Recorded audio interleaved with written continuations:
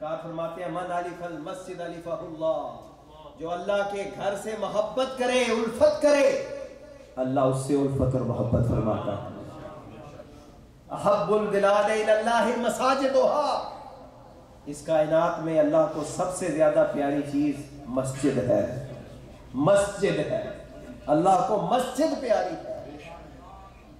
اور حضور فرماتے ہیں جو اندھیرے میں چل کے مسجد کی طرف آئے، اے حبیب ان کو خوشخبری دے دو، اللہ ان کو قیامت کے دن مکمل نور عطا فرمائے گا، نور تام عطا فرمائے گا۔ اے حبیب جو مسجدوں کی طرف چل کے آتے ہیں ان کو خوشخبری سنا دو کہ ان کے ہر قدم کے بدلے میں رب ان کے گناہوں کو معاف فرماتا ہے۔ مسجدوں کو آباد کرو، مسجدوں سے پیار کرو۔ رسول پاک صلی اللہ علیہ وسلم کی معراج مسجد سے شروع ہو رہی ہے اور مسجد اقصیٰ کی طرف آپ تشریف لے جا رہے ہیں۔ اب سفر شروع ہوتا ہے، براق پر بیٹھتے ہیں، رکاب جبریل تھامتا ہے اور لگام میکائیل تھامتا ہے۔ یہ فرشتوں کے امام ہے، یہ فرشتوں کے سردار ہے۔ اس میں سبق کیا ملتا ہے؟ سبق یہ ملتا ہے کہ جو اہل علم ہے، جو اہل فضل ہے، جو دیندار ہے، ان کی خدمت کرو، ان کی خدمت کرو۔ جو دیندار ہیں ان کی جبریل علیہ السلام، میکائیل علیہ السلام، کوئی رکاب پکڑے ہوئے ہے اور کوئی لگام پکڑے ہوئے ہے۔ آج امت کو یہ درس یاد دلانے کی ضرورت ہے۔ علماء کی قدر کرو، علماء کی عزت کرو، علماء کا احترام کرو۔ امام احمد بن حنبل بیٹھے ہوئے تھے ٹیک لگا کے، تو ان کی مجلس میں کسی نے حضرت ابراہیم، ایک بہت بڑے عالم گزرے ان سے پہلے، ان کا ذکر کیا، بڑے نیک ولی اللہ تھے۔ تو حضرت امام احمد بن حنبل فوراً اٹھ کے بیٹھ گئے کہ یہ اچھا نہیں لگتا کہ اتنے بڑے اللہ والے کا ذکر ہو اور میں ٹیک لگا کے بیٹھا ہوں۔ یہ ادب ہے، یہ احترام ہے۔ حضرت عبداللہ ابن عباس رضی اللہ تعالیٰ عنہ جب سرکار کا وصال ہوا تو آپ بڑے نوجوان، کم عمر تھے، بالکل لڑکے تھے، ٹین ایجر تھے، تو اپنے دوستوں کو کہا چلو حضور کا وصال ہو چکا ہے، صحابہ بھی ایک ایک کر کے چلے جائیں گے، اور اگر یہ بھی چلے گئے تو پھر دین کہاں سے ملے گا؟ نئے لوگ پیدا ہوں گے، وہ ہمارے پاس آئیں گے مدینے میں کہ تم رسول اللہ صلی اللہ علیہ وسلم کا زمانہ دیکھنے والے ہو، صحابہ کا زمانہ دیکھنے والے ہو، ہمیں حدیث بیان کرو۔ تو باقی دوست کہتے تھے اتنے سارے صحابہ ہیں، ہزاروں کی تعداد میں، لوگ ساڑھے کو نہیں مسئلہ پوچھنا ہوگا، ہمارے پاس آئیں گے، بہت سارے صحابہ ہیں، ایک فوت ہو جائے گا تو دوسرا بیان کر دے گا، دوسرا فوت ہوئے گا تو تیسرا بیان کر دے گا، تو باقی دوست نہیں مانے۔ لیکن عبداللہ ابن عباس، کیونکہ حضور فرماتے ہیں نا من یرد اللہ بہ خیرا یفقہہ فی الدین، بخاری کی حدیث ہے، جب اللہ کسی کے ساتھ نیکی کا ارادہ کر لے، بھلائی کا ارادہ کر لے، اللہ اس کو دین کی سمجھ عطا کر دیتا ہے، اللہ اس کو دین کی طرف لگا دیتا ہے۔ بلکہ ایک حدیث میں پڑھ رہا تھا کہ ایک شخص آیا، یا رسول اللہ میں دین سیکھنے آیا ہوں، تو سرکار نے فرمایا مرحبا بطالب العلم، سرکار نے فرمایا وہ دین کے طالب علم، میں تجھے مرحبا کہتا ہوں، خوش آمدید کہتا ہوں، ویلکم کہتا ہوں۔ نبی کریم ویلکم کر رہے ہیں ایک دین کے طالب علم۔ اگر دین کے طالب علم کا احترام ہے تو جو دین کے علماء اور اساتذہ اور ہمارے شیوخ ہیں ان کا کیا مطلب؟ اس لیے اس میں یہ تربیتی باتیں بھی ساتھ ساتھ سیکھتے چلے جائیں، علماء کی قدر کریں۔ پھر آپ مدینہ شریف میں نماز پڑھتے ہیں کہ یہاں آپ ہجرت کر کے آئیں گے، پھر آپ کوہ طور پہ نماز پڑھتے ہیں، پھر آپ بیت اللحم میں نماز پڑھتے ہیں جہاں حضرت عیسیٰ کی ولادت ہوئی، اور حضور فرماتے ہیں اذا مررت بقبر موسیٰ وہو قائم یصلی فی قبرہ، صحیح مسلم کے اندر حدیث، بخاری کے اندر حدیث، حدیث کی کتابوں کے اندر مستند ترین حدیث۔ اب سوال یہ ہے، جا رہے ہیں رب کے پاس،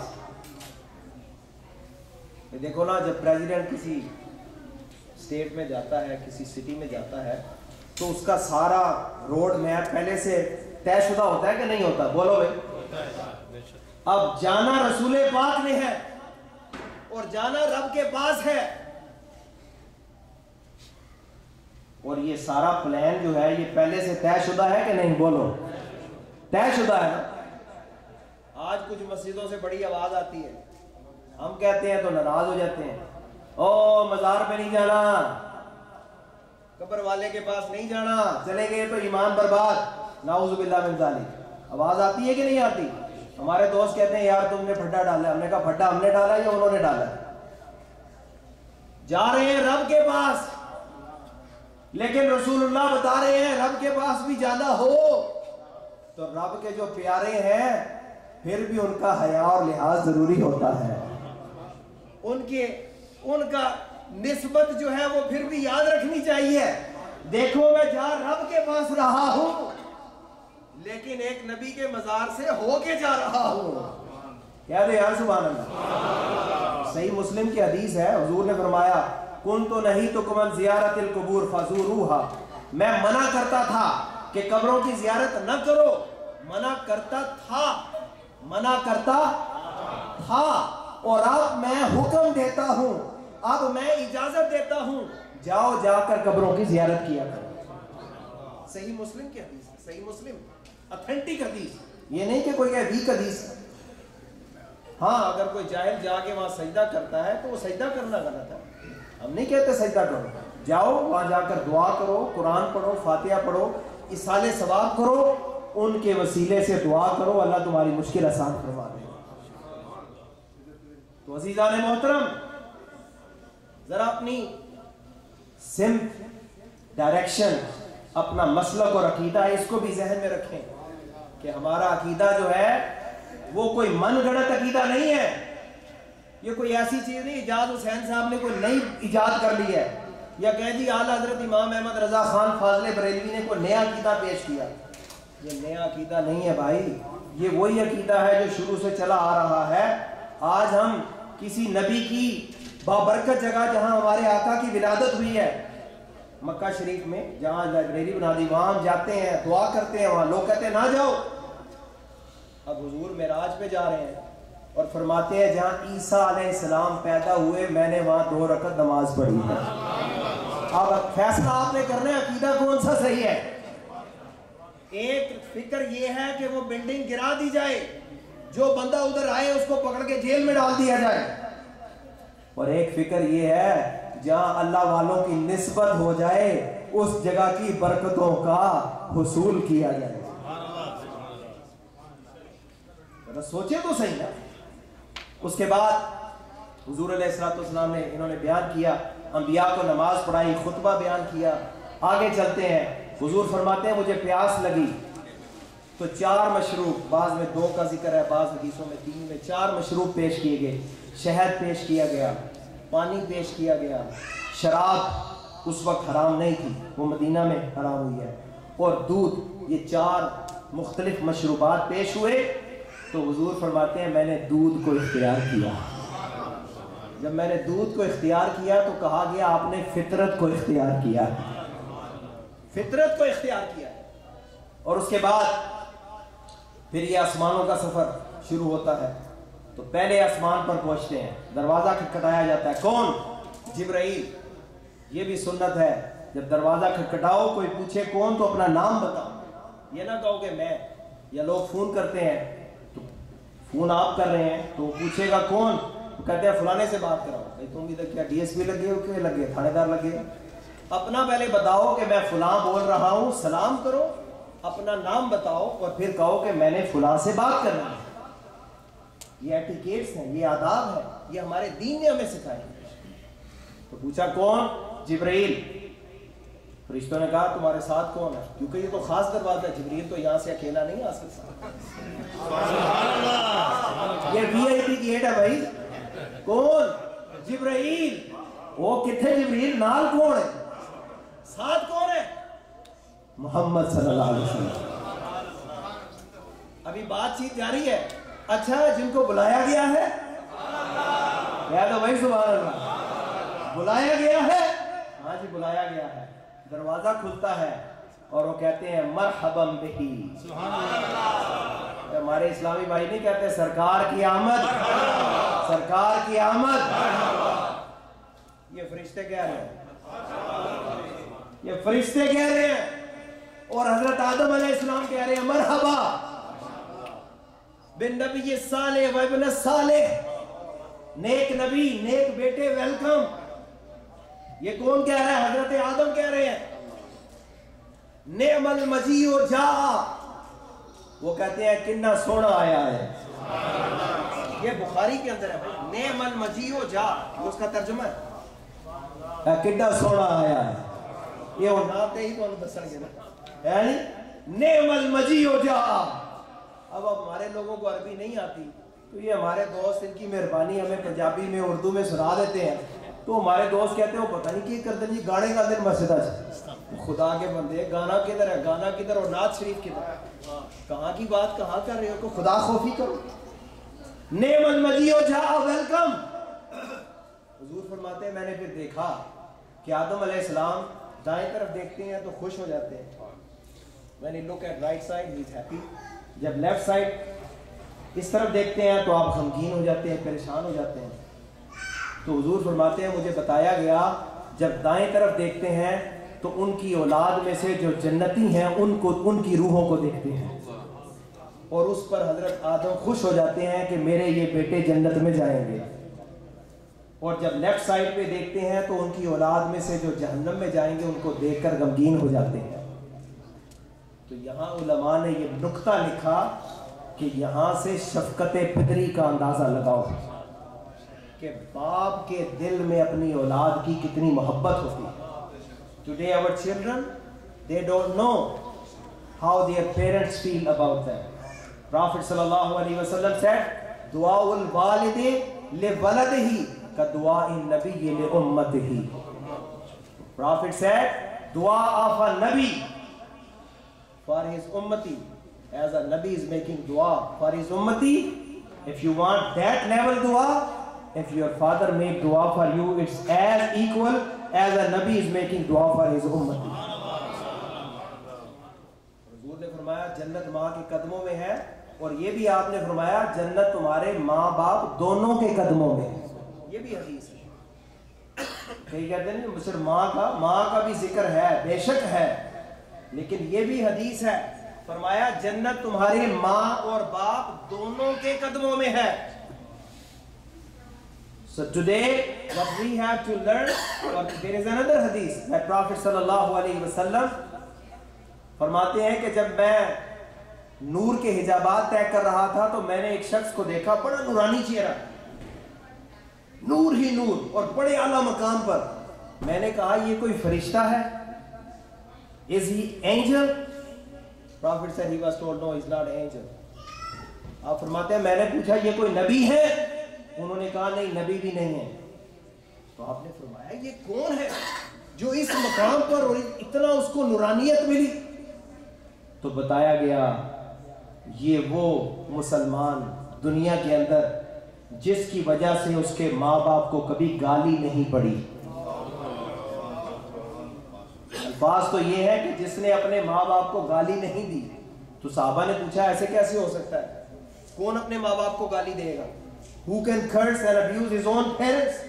So Prophet said, no, actually when you curse on someone's parents and in return he curse or abuse your parents, so you are the cause and reason for your parents to be abused. تو بتایا گیا یہ وہ تھا کہ اس نے اپنے ماں باپ کے نام کو دنیا میں روشن رکھا، ان کی عزت کے اوپر حرف نہیں آنے دیا. خیر دوسرے آسمان پہ گئے، حضرت عیسیٰ علیہ السلام، حضرت یحییٰ علیہ السلام ویلکم کرتے ہیں. تیسرے پہ چلے گئے، حضرت یوسف علیہ السلام مل گئے. چوتھے میں یہاں پر میں اور باتیں کہتا، حسن یوسف بھی ہے لیکن پھر حسن مصطفیٰ بھی ہے. تو وقت ہوتا تو میں کم از کم گھنٹہ تو اسی پہ بات کرتا. حسن مصطفیٰ جو ہے وہ صحابہ نے بخاری مسلم کی حدیثوں میں کیسے رسول اللہ کے حسن کو بیان کیا، لیکن یہ ادھار انشاءاللہ پھر کبھی اسے بیان کریں گے. تو چوتھے آسمان کے اوپر حضرت ادریس علیہ السلام سے ملاقات ہوتی ہے، پانچویں پر حضرت ہارون علیہ السلام سے ملاقات ہوتی ہے، چھٹے پر حضرت موسیٰ علیہ السلام سے ملاقات ہوتی ہے۔ تو حضرت موسیٰ علیہ السلام بھی ویلکم کہتے ہیں۔ تو جب حضور آگے بڑھتے ہیں تو حضرت موسیٰ علیہ السلام رو پڑتے ہیں اور کہتے ہیں کہ یہ ایک نوجوان پیغمبر جو میرے بعد آیا، لیکن اس کے فالور مجھ سے زیادہ، اس کے امتی مجھ سے زیادہ، یہ آگے نکل گئے، میں پیچھے رہ گیا۔ اس پر علماء نے وضاحت کی ہے کہ یہ ان کا رونا حسد یا جیلسی کی وجہ سے نہیں۔ ایک ہے حسد، جیلسی، کہ آپ نے اعجاز حسین صاحب کے پاس گاڑی دیکھی، بی ایم ڈبلیو آتے نہیں تھوڑے کو، تو بندہ یہ کہے کہ اللہ ان سے چھین کے مجھے دے دے۔ This is a negative thinking. If you see something, somebody owns something, you pray, you wish Allah take it from him and give it to you. And there is another word which is used in Islamic terminology, that is ghibta, جسے ہم کہتے ہیں رشک، which means یا اللہ you gave him that نعمت، give him more barakah and give same نعمت to me. جو نعمت اس کو دی ہے یا اللہ مجھے بھی عطا فرما۔ تو رشک کرنا یا غیبتہ جو ہے وہ جائز ہے۔ تو حضرت موسیٰ علیہ السلام نے جیلسی نہیں کی، بلکہ وہ غیبتہ تھا، کاش کہ میرے فالورز، میرے امتی بھی اتنے زیادہ ہوتے جتنے محمد مصطفیٰ صلی اللہ علیہ وسلم۔ ساتویں آسمان پر حضرت ابراہیم سے ملاقات ہوئی تو حضرت ابراہیم نے کہا کہ اپنی امت کو میری طرف سے یہ پیغام دے دینا ہے محمد صلی اللہ علیہ وسلم، جنت کی مٹی بڑی زرخیز ہے، بڑی زرخیز ہے، اس میں اگر بوٹے لگانے ہیں، درخت لگانے ہیں، پودے لگانے ہیں تو اپنی امت کو بتا دینا کہ جتنے زیادہ لگانے ہیں اتنی زیادہ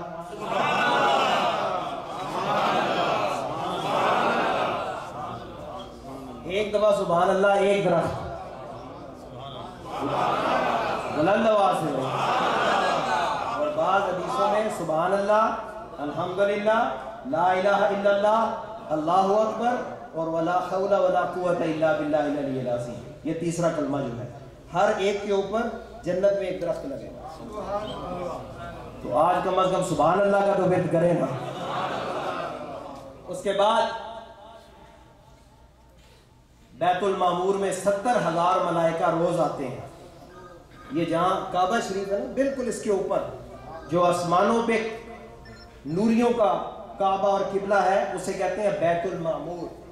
70,000 فرشتے وہاں آتے ہیں عبادت کے لیے صبح، اور 70,000 شام کو آتے ہیں، اور جو فرشتہ ایک بار آ جائے پھر قیامت تک دوبارہ اس کی باری نہیں آتی۔ اندازہ لگائیں کہ وما یعلم جنود ربک الا ہو، اللہ ہی جانتا ہے کہ اس نے کتنے فرشتے اور کتنی مخلوق پیدا کی، اتنے فرشتے۔ پھر اس کے بعد فرشتوں کو وہاں نماز پڑھانے کے بعد، اور حضور جاتے ہوئے ہر آسمان پہ دیکھ رہے ہیں کہ کہیں فرشتے ہیں تو قیام میں ہیں۔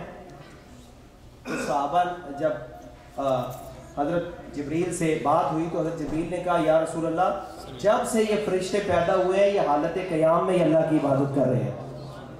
کسی کو رکوع میں دیکھا، کسی کو سجدے میں دیکھا، کسی کو اتحیات میں دیکھا، تو حضور کو ان کی یہ ادائیں پسند آ گئی۔ اب سدرۃ المنتہا پہ پہنچے تو جبریل نے کہا میں اس سے آگے نہیں جا سکتا، اب اسے بھی یہیں پہ ختم کرتے ہیں۔ آگے رف رف کے اوپر حضور سوار ہوتے ہیں اور رف رف کے ذریعے یہ سفر شروع ہوتا ہے۔ اب حضور اکیلے ہیں، ایک مقام پر رف رف بھی رک جاتی، اب عالم حجابات کو طے کرتے چلے جاتے ہیں، نئی جگہ ہے، انسان غیر مانوس جگہ پہ چلا جائے تو تھوڑی دیر کے لیے تردد ہوتا ہے۔ تو سرکار فرماتے ہیں مجھے تھوڑی سی وحشت ہوئی کہ میں نئی جگہ پہ ہوں، یہ کیا ہو رہا ہے؟ تو سرکار فرماتے ہیں پھر ایک مقام پہ آواز آئی کف یا محمد، اور حضور فرماتے ہیں میں حیران تھا کہ آواز جو آئی وہ صدیق اکبر کی آواز میں آئی۔ یارہ نالی بہارا نے نا۔ تو حضور فرماتے ہیں میں سوچ میں پڑ گیا ابو بکر یہاں کہاں پہنچ گیا؟ और फिर किफ या मोहम्मद, है मोहम्मद ठहर जाओ, इन्ना रब्बका युसल्ली, आपका रब सलात कर रहा है। अब सलात का एक मतलब है रहमत भेजना और एक मतलब है नमाज पढ़ना। तो हुजूर फरमाते हैं मेरा ज़हन इस तरफ चला गया, नमाज पढ़ रहा है, अल्लाह कैसे नमाज पढ़ता है? अल्लाह तो नमाज ही पढ़ता, वो तो खालिक है। तो सरकार फरमाते हैं रब की तरफ से जवाब आया, हबीब ये अबू बकर की आवाज में एक फरिश्ता पैदा किया, क्योंकि हम जानते हैं कि सबसे ज्यादा आवाज आपको अबू बकर की प्यारी है, इसलिए फरिश्ते से कहा कि अबू बकर के लहजे में बात करे। और ये जो सलात की बात है हबीब, कुरान के हुक्म में मैंने तुम पर आयत नहीं भेजी, हुवल्लज़ी युसल्ली अलैकुम व मलाइकतुहु लियुखरिजकुम मिनज़्ज़ुलुमाति इलन-नूर व कान बिल-मुमिनीना रहीमा। सूरह अहज़ाब की आयत है हबीब कि अल्लाह तुम पर रहमतें भेजता है, और जब अल्लाह रहमतें भेजता है वो तुम्हें तारीकियों से निकाल कर रोशनियों की तरफ ले आता है, वो तुम्हें जहालत से निकाल कर इल्म की रोशनी में ले आता है, वो तुम्हें कुफ्र और गुमराही और दलालत के अंधेरों से निकाल कर ईमान के उजाले और चानन में ले आता है। तो यहाँ सलात, अल्लाह सलात भेज रहा है, मतलब ये हबीब तुमने जो सफर तय करना था कर लिया, अब तुम रुक जाओ, अब रब अपनी शान के मुताबिक तुम्हारे करीब होता है। सुम्मा दना फतदल्ला फकान काब कौसैन औ अदना, फिर इतने करीब हो गए कि दो कमानों के दरमियान, बल्कि उससे भी कम फासला रह गया। और फिर राजो नियाज की बातें होती हैं। रब फरमाता है हबीब जब दोस्त दोस्त के पास जाता है, कोई तोहफा लेकर आता है, क्या तोहफा लाए हो? अर्ज की या अल्लाह तीन चीजें लाया हूँ, अत्ताहियातो लिल्लाह वस्सलावातो वत्तय्यिबातो, या अल्लाह जानी माली जिस्मानी सारी बातें तेरे लिए लेकर आया हूँ। लेकिन अगर मेरी मिठाई की दुकान हो, वैसे है नहीं है, तो आप मेरे पास मिलने के लिए आए, तोहफा लेकर आए, तो आप मिठाई तो नहीं लेके आएंगे, या जहाँ से मिठाई ले आओगे? तो मिठाई लाने का क्या मतलब है? एक आदमी के पास अपनी दुकान है मिठाई की, तो आप वो चीज लेकर जाएंगे जो उसके पास नहीं है। अब अल्लाह तो खालिक के कायनात है, या अल्लाह मैं क्या लेकर आऊं, सब कुछ तेरे पास है, सारी बादशाही तेरी है। तो या अल्लाह फिर मैं नियाजमंदी, बंदगी, जानी माली इबादत, तजल्लुल, इज्ज, इनकिसार, अत्तहियातो लिल्लाहि वस्सलावातो वत्तय्यिबातो, या अल्लाह मैं ये लेकर आया।